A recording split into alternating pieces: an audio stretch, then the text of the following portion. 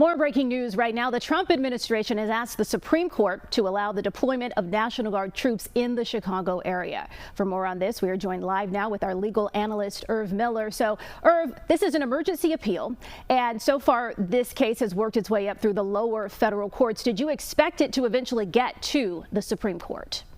Absolutely. There was no question that from day one that the federal government was going to take this from the district court, the Seventh Circuit, and then eventually to the United States Supreme Court, which they've just done within the last hour. So how often is it that the Supreme Court would weigh in on issues of national emergencies, national security? Do you think that this is something that's quite rare?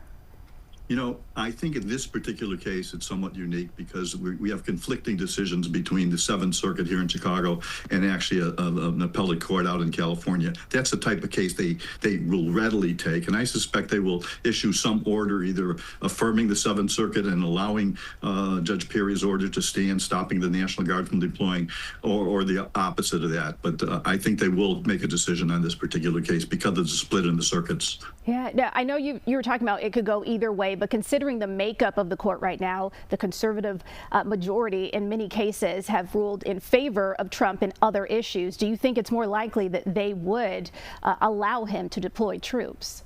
You know, I think it's an even question right now, and you have to understand one other factor is that the one Supreme Court justice is like in charge of the Seventh Circuit, and that justice on the Supreme Court right now is Amy Coney Barrett, whom Trump appointed.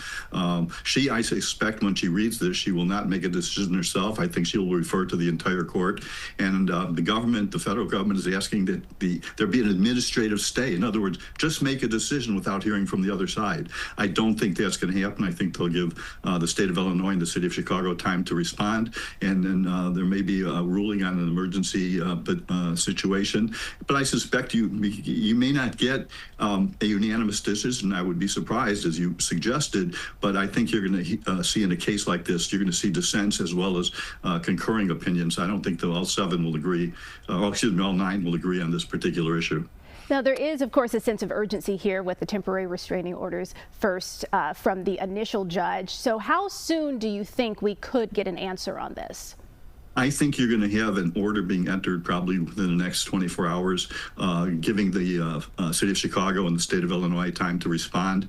And I suspect that any moment after the state and the city get a chance to respond, I think they'll make a decision either affirming the Seventh Circuit and stopping the deployment, or I think you'll see the opposite occur, again, within a short period of time, because this is a ongoing situation. It's not going away. What's happening out in Broadview and elsewhere, it's of concern to the government, and frankly, the question is Illinois and Broadview and the county of Cook doing the right thing by protecting things and maintain the status quo as long as things are under control. Right. Once again, Chicago in the national spotlight on this all the way up to the Supreme Court. We will continue to follow all the breaking developments. Irv Miller, our legal analyst, thank you.